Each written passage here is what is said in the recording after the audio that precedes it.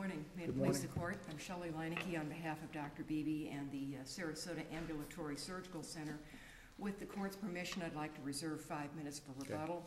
Okay. And if there's any point I don't cover because we've got a lot of material here, I'll rely on my brief for that. This is a case, a medical negligence allegation, where the jury returned a verdict in favor of both the doctor and the surgery center. And thereafter, the trial court granted a new trial. We believe that was wrong and that the jury just simply found Mrs. Mullan's claims were inconsistent and unbelievable, and that both the doctor and the surgery center met their standard of care and did not cause any injuries because of a breach of the care. I think it's important to note that this is not the normal situation of a doctor and his professional association. We have two unrelated entities, if you will. We have the doctor and the surgical center, and there are allegations of direct negligence against both. As to the surgery center, the allegations were that the employees did not properly handle the post-procedure time frame in the recovery room, and the allegations as to the doctor were that he negligently performed this epidural injection. So the four grounds... Although they're separate defendants, apparently you're representing both of them. Correct. Today, right? Correct. Okay. The new trial grounds that were raised in this case, we don't believe that any of them relate to the surgery center, and there certainly was no reason to grant a new trial for the surgery center, and that the four arguments that were raised really were not appropriate. That the trial judge... You want us to give a new trial for one of your clients and not the other one? That is one option for the court. We certainly don't believe that that's the way it should go here. We think there should not be a new trial as to either party here. The four issues that were raised were the exclusion of phone records from Mrs. Mullan in the afternoon after the procedure. And the second one that was written on by the judge was an assertion that the verdict was contrary to the manifest weight of the evidence. The judge believed that Dr. BBE admitted he had been negligent. There are two other issues that the court adopted the plaintiff's arguments but did not write on. One was an argument of a new opinion by the defense, Dr. Rauch, and the second or the fourth item that was not written on but was accepted by the court was an allegation of improper closing. My recollection of the testimony of Dr. BBE that was somehow characterized as an admission was basically he acknowledged that the procedure went forward in less than ideal circumstances because of the surgery center's requirements, but he did never acknowledge that it was wrong. He just said, I would have preferred to have done it differently. I know I'm oversimplifying, but isn't that the essence? I think in essence that's correct, that the doctor said he would have preferred to use light anesthesia, but the surgery center required a different level. Both parties' experts, both Mullan's experts and the defense experts said, you can do this under any, whether it's light, medium, or heavy anesthesia, all of those meet the standard of care. The other issue, and I guess I'll discuss since we're on that point, the manifest weight argument. The other issue that went into this issue of the doctor's care and whether or not the manifest weight showed that he met or breached the standard of care was the issue of whether there had been a lateral epidurogram. Now, as I understand an epidurogram, it's basically a screenshot of what's going on when the fluoroscopy is showing where the needle is. And everyone agreed, both sides, that you need to have an AP or a top to bottom view, and there was some evidence that it is good practice to have a lateral, although the experts disputed whether that was absolutely essential.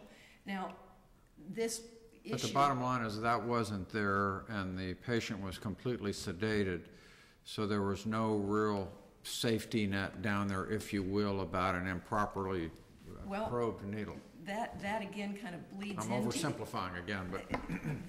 There was, in fact, a lateral, and that comes in a couple of different ways. Number one, the Dr. BBE testified that what you see in this screenshot or this epidurogram is not what he is viewing when he's actually watching in real time on the monitor there. This is like one frame of a motion picture, correct, more or less. Correct. It's just a point in time of one shot. And he said you can have a really poor quality photo, this epidurogram, but it's not what he's actually seeing, because again, this is a photo as opposed to the real time.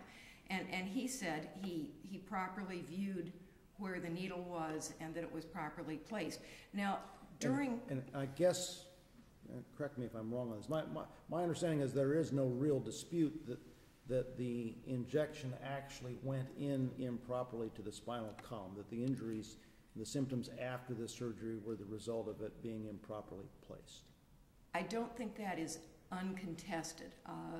I believe part of the defense of this is this can be normal post swelling, or it is due in part to the irritation from the... Well, was there anyone who provided expert testimony that this was normal post-operative swelling and not a situation where the needle intruded too far? I don't recall that. I don't think so. For purposes of today, I will agree that is what the testimony was. Now, Dr. Beebe's expert, Dr. Rauch, was deposed by video conference. And during this video conference, as I understand it, a picture of this epiduragram was held up to the screen, and he testified that he thought it was a lateral view, but he couldn't really tell. And then at trial, he said he had seen the original and that it was very clearly a lateral view. And again, the standard of care is you don't have to have the lateral. So that is part of the original. I'm a little confused about this from the briefing, but apparently whatever this original is, it was not produced to the other side before trial, that this is sort of a surprise in the middle of trial. I don't believe it was a surprise. The original was in the surgery center's medical records, and it was there and it was available. And in fact, counsel has a picture that is part of what he's going to show you this morning that is from that original. Okay. That was presented during the cross-examination. So in any event, on this manifest weight argument, the question was posed to Dr. Beebe that says, you would agree that on this day there were deviations from the acceptable standard of care because this was done under deep sedation, and we know the experts have said that deep sedation is accepted, and it was done without, in the record, a lateral or an AP. Now that phrase becomes extremely important because Ms. Mullan's counsel was able to exclude Dr. Rauch's testimony concerning this clear lateral.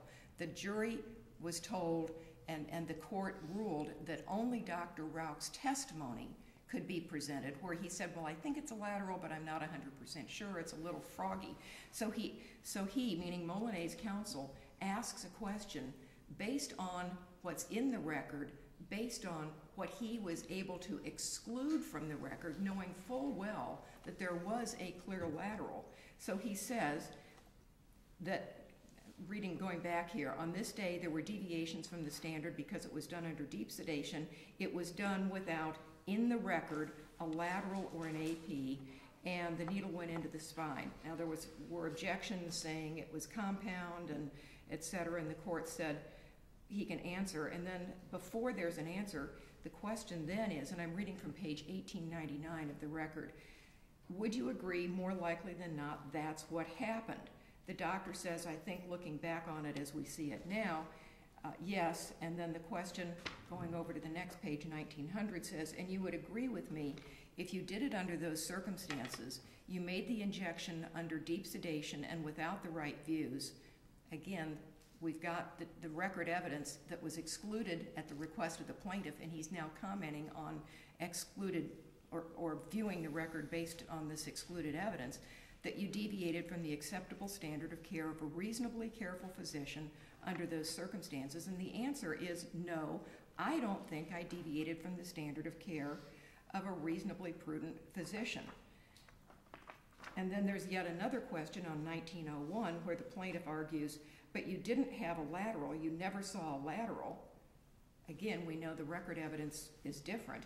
And the doctor says, I don't know that I could say that for sure. So now that is what is the basis of this so-called manifest weight argument, that the doctor admitted he was negligent. Well, first of all, he said in his deposition, which was also read, he did not deviate from the standard of care. And he says in what I've just read to the court, he did not deviate from the standard of care. and you have this one question, which is a confusing question at best, which is based on a misstatement of the record that it's wrong to do this under deep sedation when all the testimony is it's correct. And then Factually, I'm not 100% sure I'm completely clear on this, but the physician, when he is doing this procedure, the theory is that he should have not one fluoroscope, but two fluoroscopes showing two different positions at all times. It's not the screenshot that's the malpractice. It's whether you have one or two screens. I don't think that's correct, Your Honor. My understanding from the record here is you have one fluoroscope. You first do the AP, or top to bottom, and then you swing the fluoroscope around, and then take the lateral view. It's not, and you check the needle from both those positions. However, the defense expert testified. You check it from both of those positions before you insert the chemical that could cause damage to the spinal canal, the cord, right? I believe that is correct. Okay. Now, the defense expert testified. And your doctor doesn't have records one way or the other as to whether he did a lateral? He can't say he did or didn't? The surgery center records show a photograph, as Dr. Rauch testified, or tried to testify, that is a clear picture of a lateral with the proper needle placement. That testimony was excluded at the plaintiff's insistence because it was something that came out as part of a clarification during the cross-exam, and then the judge said, well, no, this is new, so we're keeping out. So the record, the complete record, as opposed to what the jury heard, does include a photo of a lateral, and the testimony is you can do this without a lateral. Presumably this case is, if we were to affirm in this case as retried, the lateral is going to be part of the story. Correct. It will be part of the record next time. There's no question about it. Help me understand the picture that came in at, or was going to come in at trial. That is not the same picture that the expert was viewing for purposes of his deposition, because I guess it was a blurrier version. And again, during the deposition of the expert, he was viewing this not face to face. It was a video depo. This was a video depo, so it's held up to a screen. He then sees it on a screen on the other end, and he says, I think it's a lateral. But my question is it the same photo? I believe it is a photo from the original that was in the surgery center's chart. So therefore, the version or copy that is in the chart will be clearer than the photocopy that he was looking at his deposition. He was looking at a blurry copy Correct. Of the original, is what you're telling me? Yes. Okay, thank you. Yes. So on that testimony. And is that what caused Dr. Rauch to change his opinion? Well, I don't think Dr. Rauch changed his opinion. He clarified his opinion. During his deposition, as I just said, he said, I think this is a lateral. When he was at trial, he saw the original epiduragram in the chart and said, yeah, it's very clearly what it is. So it's a refinement of the opinion. It's a clarification of the opinion. It is not a new opinion where he says, oh, I thought it was one thing. Now, no, I definitely think it's something else. Did this cause him to change his opinion on standard of care? Or No. It just changed his opinion as to what occurred in the procedure? I don't think it changed his opinion. He said during deposition, I think this is a lateral. And in any event, you can do it without a lateral. And then when he saw the original, he testified, yes, that is in fact a lateral. So there is no change in his opinion. This is not like one of the cases that was cited by the other side where there was an assertion that there was a change in opinion of the Granada case where, pardon me, not the Granada case, one of the cases that he cited where a doctor changed his opinion and went from black to white, if you will. And they said, yeah, you have to say if you're changing an opinion. But here, this is a clarification. And we cited a number of cases saying that if you're simply trying to clarify an opinion, it is not changed. The Office Depot case was one which said if you're reversing your opinion, you have to disclose it in advance. Here, just as in State Farm versus Gage, it's not error to go beyond your direct in the cross-examination and extend what you're saying. That was State Farm versus Gage, and I believe Allstate versus Lewis also says the same thing. But again, it's really, I hate to use the word red herring because that's not something we're supposed to be saying these days, but this opinion was not admitted. The judge said, Dr. Rout could not give this opinion at trial, and in fact, Mullan's counsel then read what his deposition testimony was. So that was not one of the issues. Now, I haven't talked about the phone records. And you're at your 15 minutes, but if need be, I'll give both sides a little extra time so you can talk about this. This one actually is a complicated case. Thank you. It's hard. I hate to speak like a auctioneer here, and otherwise you can't get it all in. The phone records issue. Mrs. Mullan, that really is not an issue where there was improperly excluded evidence. Mrs. Mullan had said that she could work before this accident, that she had had a fender bender, that she had mild or moderate pain, but in fact the jury heard that she was seeing 2 pain management doctors in separate counties and getting full medication from both of them. Her pain levels before this incident were 7 out of 10 on everyone's records. And then she says that she awoke from this procedure screaming in pain and begging for someone to call 911 for her. Now, the testimony on the other side is she had normal physical and sensory exams. She did have some mild complaint of numbness, but that's not alarming at that point, and that her pain level was basically the same as before the procedure, and she had been off her pain meds that morning, and the injection material takes a little while to get in. So after Mrs. Mullan leaves from the surgery center, where she had claimed that she begged to have someone call 911, she goes home. Her boyfriend doesn't stay with her all afternoon. She does use her cell phone and makes some calls. She's speaking to her mother. She apparently does call Dr. BBE a couple of times. No one's contesting that. And that she said her mom made some calls, and that those calls that her mother made were from her mother's phone. Now, one of the jurors, or in fact at different points, 2 different jurors asked to see the phone records. And the defense objected because they had not been produced during the exhibit exchange. And so even though there was an issue that the parties had agreed to waive record custodians for purposes of authenticity, the case law very clearly says authenticity doesn't mean admissibility. We all see... These records hadn't been produced by pre-trial. Correct.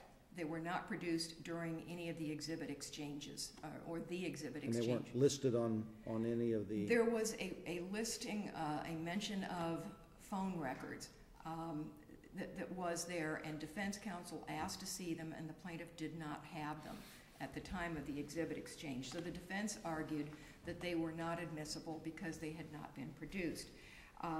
There was a lot of discussion as to whether or not they should be introduced.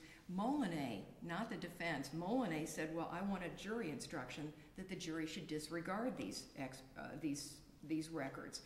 And Mullan also acknowledged during closing argument at page 1119 that there were no calls to the surgery center. She very specifically says that. And in fact, I'm sorry, that's not closing. That's part of her request for the curative instruction is to say, I want the jury to know that there were no phone records, that they're not to consider the phone records. And by the way, I acknowledge that there were no calls made to the surgery center. So again, we have a very clear distinction there. Now, it was not an appropriate basis for new trial to argue that these phone records should have come in because no one's challenging the calls she did make. The question is the credibility and the calls she didn't make. These are relevant only to credibility issues. Yes, believability issues. Because any malpractice had or had not occurred prior to that point in time. Correct. This has nothing to do with liability, at least. Correct. Okay. And again, the issue is what calls were maybe made post-issue or post-event.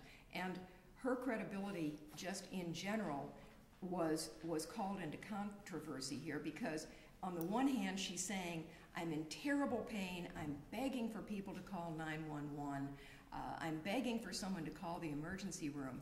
And this is just one of several issues of her credibility. Well, she goes straight home. She doesn't try to call 911 herself. And there's no question that she never tried to call 911. Right. So the questions are what she didn't call. And again, these are cumulative to her testimony. I think we've got a good handle on this. I've let you run over a bit. I'll save you 4 minutes for rebuttal. Okay? Thank you. Thank you. May it please the court, Bill Partridge from Grossman Roth and Partridge firm in Sarasota. With me is Patrick McCardle, my associate. He was the second chair in this trial. I was first chair in the trial, representing Ms. Mullan. I had a privilege of representing her. She was a single mother of two, had a daughter at the University of Florida and a son in middle school. She was a medical tech, worked every day, never missed a day. The jury heard testimony of that. But she sustained a tragic, catastrophic spinal cord injury as a result of a misplaced epidural injection. These were actually demonstrative exhibits that are referred to in the record. We used at trial. This was, you've heard epidural injections. An epidural injection is a somewhat controversial modality right now. The efficacy is not well proven, but what it does is the pain doctors will take a needle and inject around the spinal cord. This is the epidural. The dura is the part of the sheath that covers the cord. And the theory is that if you inject some steroids here where the nerve root runs out, like here's the nerve root running out, it will reduce the inflammation there. It's short-lived. Seldom do they ever do it more than 3 times. In this particular case, she had 3 of them, and it was the 3rd one where this happened. The records indicate that the injection was at C6, C7, and that's done for a reason. There's more space here. If you do it up higher, the space is tighter, and you have more of a risk of injecting the cord. On this particular injection that she had, that's the issue that we're here on in the trial, was the needle went through the dura, through the epidural, and right into the spinal cord. And this syringe had 5 cc's of liquid, and it injected right into the spinal cord. That is catastrophic. And counsel's wrong, and when she said there was some issue about some outside swelling, no, everybody admitted that she was injected dead into the spinal cord. And apparently this isn't described as a race ipsa type of claim, that this is, accidents can happen in this, so you have to show that there's a deviation from standard of care in this, right? Yes, sir. Yes, Your Honor. We know that immediately she had a 4.6 millimeter hole at this point of her spinal cord, and she had an 8.1 millimeter hole right here in the spinal cord. And you can see these are cuts coming from high down. And actually, this is in the... When were these done? These were done when she got to the hospital that evening, okay? That was when she showed up at Venice Hospital. She came back in, right, okay. But this was her first hospital admission post-injection. Right. Okay. And everybody agreed that it had to look like that. Where was the injection actually performed? Was this an outpatient? It was an ambulatory surgical center that's known, but they were doing 20 of these a day, one after another, and they still do that. So we know that anatomically, her spinal cord existed just like that right after, actually when Dr. BBE pushed the plunger. Now, in trying this case, I had to, because Judge, you asked a good question, I had to pretty much admit that putting the needle, which comes in from back here, putting the needle in the cord itself is not negligence. And it's not. It happens sometimes. Okay? But in this particular case, the negligence was the fact that they were doing this under deep sedation. And there, in the record is an anesthesia record that says this is going to be done MAC. And that means controlled anesthesia, which is twilight so that you get a little burst edge, you're a little bit out of it, but when that needle hits the spinal cord, there's a shock that runs through your body. It's called the outer alarm. And when that happens, the patient you know you've done something wrong, you remove it, you don't inject, you wait for another day. The critical thing about this case is we have all three records of her 3 injections. This was September the 14th, November the 18th, and December the 9th. And you can see that we do have a readable, this is an epiduragram. These two are. These epidurograms, and you can see this black here is contrast material. You inject the contrast material and you see that it runs up and down, meaning it's in that space it should be in. Contrast is a test that more or less it's So done now- before you put in the chemicals that could do harm. Right. All right. So the testimony was that this does show contrast material going up and down, contrast material going up and down. And then for the one where the catastrophic event occurred, this was on the chart. Now, counsel is wrong when she says, I know she wasn't there. I did take Dr. Rout about video deposition. But he had his own records provided to him by counsel in front of him. And in that deposition, I didn't hold something up to the camera. I was in my office in Sarasota doing this teleconferencing. I didn't hold anything up to the camera. My question, he had the records that his counsel provided to him. Would that have included these hospital, I guess it would actually be ambulatory care records that supposedly had this lateral in it? Right. Okay. Now, Mr. Marchbank is not here, and I don't know whether he had the original with him or not, but these were the records. The records were sitting on the table. Whatever records he had were the ones provided to him by his attorney. Right. And the video of the deposition would demonstrate. Right. And I didn't hold anything up. When I asked him this question, I said, now go to the epidurogram that was put on the chart for December 9, 2009. Okay. Now, so assuming that the fluoroscopy tech testified a couple of days ago that this would have been the picture she put in the chart by Dr. BBE, but she doesn't know what it shows. Do you agree it's hard to tell what it shows? He says, and I asked, okay, is there anything diagnostic about this picture at all? He said, no, I don't think I'd even call it anything there diagnostic. So you can't tell what the structures are, can you? No, not on that image. And he goes on to say, I wouldn't even call this an epidurogram. Now that was 3 weeks before trial. So to be particularly careful about this, because I'm going to say in my opening statement, ladies and gentlemen, putting the needle in is not negligence. Doing it without the proper positioning is negligence. And this was my direct quote in opening. Not one physician will come in here and tell you that this is diagnostic, because not one had said it was diagnostic. They didn't know exactly what this was. And by the way, it doesn't even have Ms. Mullanet's name on it. See, her name is here, printed here, and here. It doesn't even have it. So that was my case. And that's something I had, that was the heart of my case. And I said it point blank to him. Okay, so I'm stuck with it. Now, what is also different about this particular admission is that you see that they did some, what's called out-of-breath scores, where they look at her circulation, cardiovascular, and she's gone home. But here, we have all these entries here. And what those entries are, and this is significant,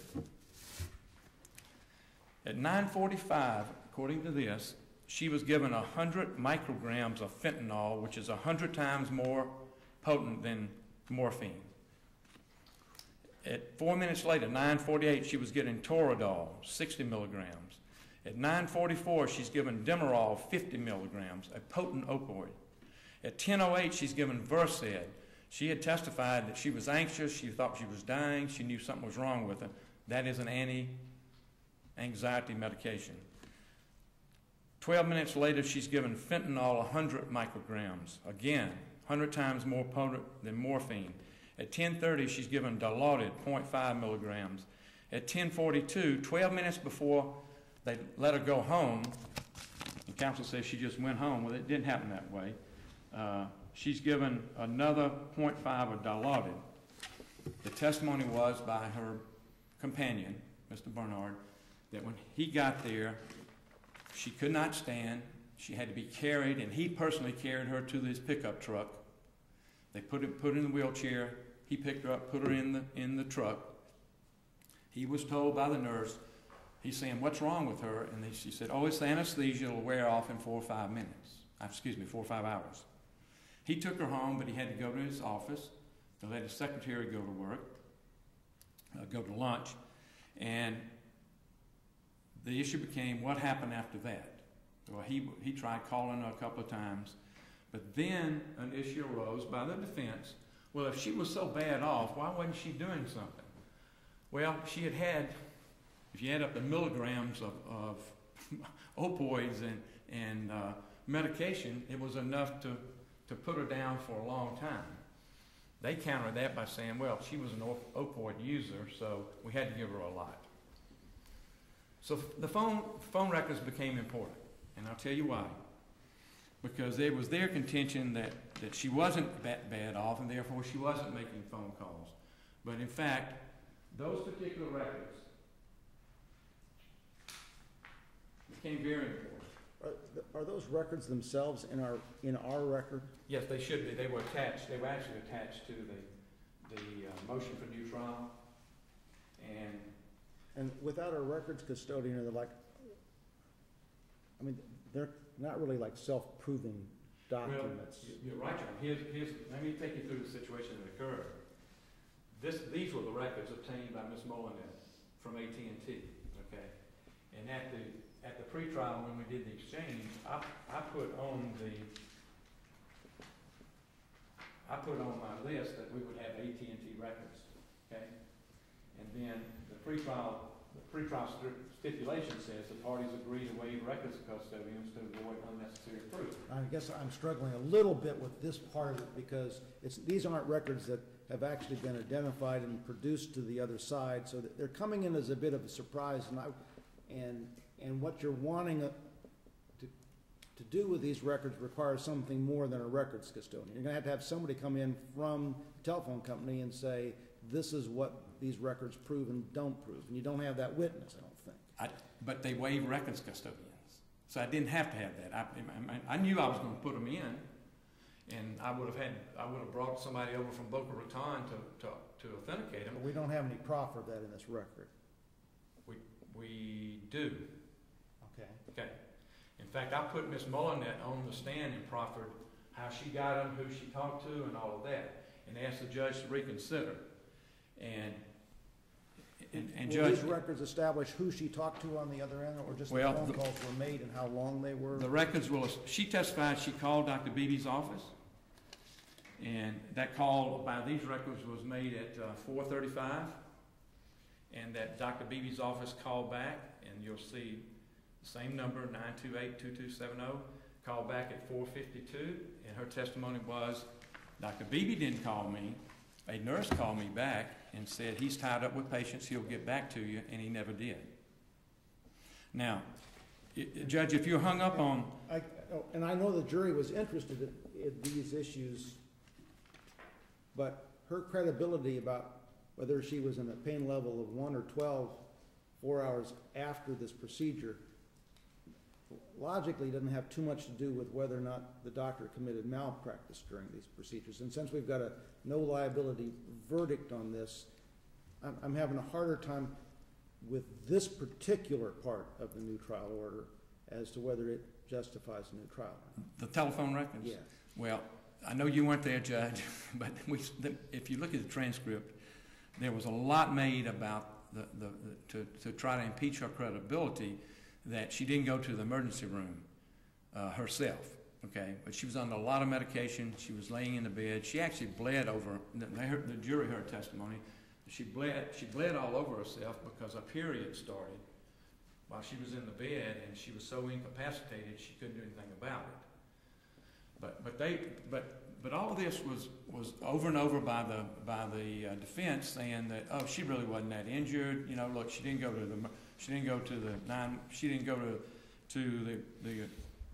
the emergency room herself.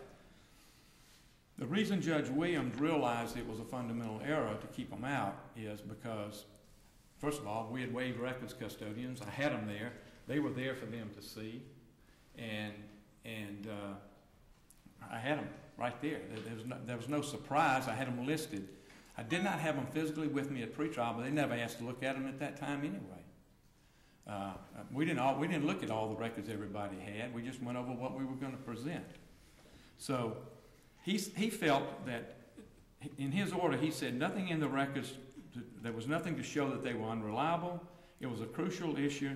The jury asked for them twice. The jury actually asked for them when they went out to deliberate.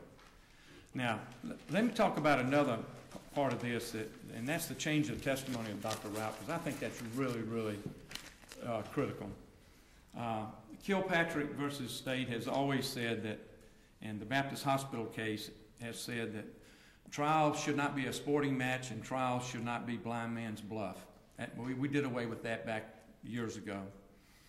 In this particular case, we cite the Binger case that specifically says that the parties that go to trial, the trial should start with the parties knowing what the evidence is going to be. At the end of the day, when he supposedly changed his testimony, do I understand it correctly that the jury was instructed that this is the only thing they were to consider? Yeah. Well, his deposition. When this happened, I was obviously between a rock and a hard place as a trial lawyer. I said, you have to make a clinical judgment. What do you do at this point? I knew that it was a fundamental error because I've been in it long enough that this has happened before, that if you make that decision for a witness to do a 180-degree change in his testimony, you must notify the other side. Dr. Rauch made that. They took the chart out into the hallway. He looked at it. He said, "Oh yeah, no, even though I testified, that's non-diagnostic. I'm gonna now say there's a needle, and this was probably a lateral." All they had to do, and the professional code of professionalism and everything, all they had to do at that point was to call me out there and say, "Look, Dr. Rauch has now looked at this. I know you haven't seen this before, but it's been sitting here on the table. He's going to say that this is a lateral and it's diagnostic." We could have addressed the court at that time, and we wouldn't have had the disruption and the problem that occurred in this case that Dr. Instead, they just went ahead and did this in front of the jury without... They put him on without telling me that he had changed his testimony. And it could have been handled totally different. I mean, the case law says that if you... This is the Office Depot case, 584 Southern 2nd, 4th District. If a party intends to offer changed testimony at trial, and that party fails to make that disclosure, they do so at their peril depending on the circumstances of the particular case. And this went to the heart of the case. And that's why I was surprised Judge Williams didn't write more about it, because to me, that was the biggest thing that happened that threw me sideways. I'm assuming Judge Williams prepared his own order on it. He did, and he said, he just included that in saying that it was the reason, it was another reason why I should be entitled to a new trial. I thought it was the absolute reason, to tell you the truth. In the Belmont case I cite, that was a malpractice case where the doctors actually took a piece of an aorta off of the heart. They said it had puncture wounds in it. During the trial, somebody went to the morgue and got the aorta, brought it to the courthouse, and the doctor looked at it and said, "Oh, I'm changing my mind. It doesn't have puncture wounds in it." And they didn't tell anybody. And in that case, the 4th District said, under those circumstances, there's no new trial is not questionable; it's mandatory. And I don't know how much time I have, Judge. You've pretty well used them up at this point. Okay, let me just close by saying that you know the general rules about broad discretion that the court has. I don't have to go over that with this court. And Judge, I know you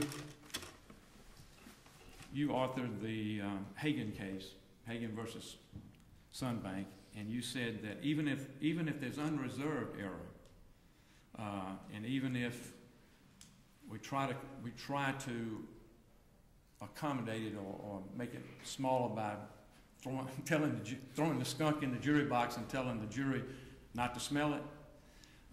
This was a total surprise at trial, and it was a fundamental error that it happened, and it was a mistake by counsel, not a mistake by the judge. It was a mistake by counsel. And if it goes to the foundation of the case or the merits of the cause of action, then, Judge, you have said that if it extinguishes the party's right to a fair trial under the circumstances, then you must give relief as a matter of grace for the serious mistakes. And there were serious mistakes in this trial. My opponents are fellow Abota people. I've known them. We'll, if we try this again, it would be my hope for Ms. Mullanette that we can do this without this blindsiding, without the things that happened. She's entitled to a new trial. She's horribly injured. That's not for your decision to decide, but mistakes were made so that a fair trial was not had by her. Okay, thank you. Thank you. Rebuttal? May it please the court, the jury did not believe the recitation of evidence that's been presented by Mr. Partridge here. There certainly was contrary evidence in the record. As to the phone records, they were totally cumulative to Mrs. Mullanet's testimony, and the issue is not, did she call the doctor afterwards? The issue was her credibility, where she's screaming, according to her, screaming in pain in the recovery area, saying, please call 911, please call an emergency room for me. And then this is just one of a series of things that's saying, wait a minute, she's not credible on this. She goes home, she doesn't drive to the emergency room. She's by herself, she doesn't have someone with her. She's able to talk to her mom. It concerns me, the credibility just goes to her, what I'll call pain and suffering kinds of issues. It has nothing to do with liability. It does not relate to liability on this. You know, somehow the defense sort of made this a bigger feature of the trial, where these records suddenly become more, obviously the jury wanted to know about. For whatever reason, the jury asked, but the jury has to see stuff that they're not allowed to see all the time. That in and of itself doesn't mean that they're relevant or material. We see that all the time. But this was appropriate to be kept out, and this is kind of a mirror image to the State Farm versus Gage, where in that case the court granted a new trial because the judge thought he erred in admitting evidence, and the appellate court said, well, the evidence was properly admittable, so that's not a basis for new trial. Here, the judge said, well, I erred in excluding the evidence. Well, it was properly excludable. It was not properly presented during the pretrial exchange, and it was cumulative to other testimony, so at most it's harmless. That's not an error. As to Dr. Rauch, first of all, the judge did not allow him to give his supposed new opinion. He was limited to what was said in his deposition, and in his deposition, but what appeared in front of the jury on this issue? When plaintiff's counsel asked him questions, he then said, and this is all pretty much between roughly 1306 or so and 1320. It may be a couple of pages earlier than that where the issue starts. But the judge said, Dr. Rauch's opinion as it relates to the epiduragram is limited to the questions and answers that shall now be read to you from deposition. And during his deposition, he was not, the counsel only read part of it. The rest of Dr. Rauch's answer, when he was talking about this particular lateral view, is he said, well, it's hard to tell. And I'm reading from 1316 and 1317. They all have differing degrees of difficulty, but I would tend to agree that one's difficult and certainly looks different than the other two. So that's what led me to question if it was possibly trying to reflect a lateral, because that's something you might see with a lateral, where the shoulders are dense and the actual spine gets truncated or cut off. So he's saying what I'm looking at looks like a lateral. So this is not some new opinion. And the Gage case that I just mentioned a moment ago also says but that apparently the records from the ambulatory center or from the doctor don't include an AP. There is an AP. The question is not the existence of an AP. The question was there also a lateral? And again, And what is this supposed to be? I mean, it looks like a picture of Mount Everest, maybe. But I'm assuming that's a picture of the so-called lateral. I'm not capable of reading films.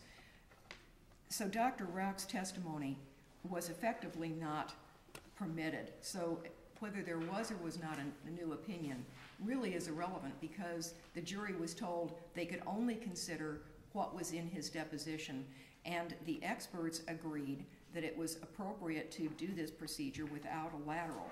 And that doesn't relate to the surgery center anyway, any more than the phone records do. And plaintiff's counsel acknowledged here and in the record that putting a needle in the cord is not a deviation from the standard. And the defense expert said it's common not to know of a complication when it happens. So we have that in the record there. So the issue was not, did the doctor touch the cord here? The issue was, did he follow the standard of care? Did he act reasonably? There was, the manifest weight in this case was, yes, he did act reasonably. He met the standard of care. He did an AP. He did, it's disputed in the record whether he did a lateral, but he said he saw this clearly on the fluoroscopy that he did both views. There's expert testimony supporting the care that was given. And just as in Becker versus Williams, where the judge decides to believe the plaintiff's experts over the defense experts and says, well, I'm saying that the defendant admitted negligence, the appellate court in that case, 4th District, said that the judge's order there that the defendant admitted he made a mistake in cutting a nerve, that is not what he testified, and that the judge was taking evidence out of context when saying that the defendant acknowledged that he made an admission. And the court said that that was not an appropriate thing to do. That's exactly what happened here. The judge's decision that the manifest weight of the evidence showed that the doctor was negligent, that Dr. Beebe was negligent, is based on Dr. Beebe's testimony. And his testimony is not an admission of negligence. He says it very clearly at 190 in the record where his deposition is read. He says it very clearly in the other pages I mentioned earlier where he's answering, number one, he's answering a confused question that includes a reference to no evidence based on what the plaintiff had excluded. And the case law is, if you're responsible for excluding something from the record, you can't then base your questions and your arguments on that not existing, because you know better. You know it's there. You have to skirt that issue. You can't do that. So the plaintiff is using, and it's the Carnival case that both sides have talked about here, you can't talk about and make questions based on there's no evidence of a lateral when you know there is. But the doctor very plainly did not admit negligence. That's the basis for the manifest weight argument. Under Becker and the other cases we cited, that is not sufficient for a new trial. Again, none of the 4 issues we've talked about relate to the surgery center. They relate to Dr. Beebe. And we don't believe, and we believe that record is very clear in the case law, that Dr. Beebe, the jury verdict in his favor was supported by the manifest weight of the evidence. There was no reversible error in excluding the phone records, and that the new trial order should be reversed. Okay. Thank you very much. Thank you. The Hoyer case has been continued from this docket. Our next case will be Eisenhower, but we're going to take a break for about 10 minutes. We'll come back and pick up with it.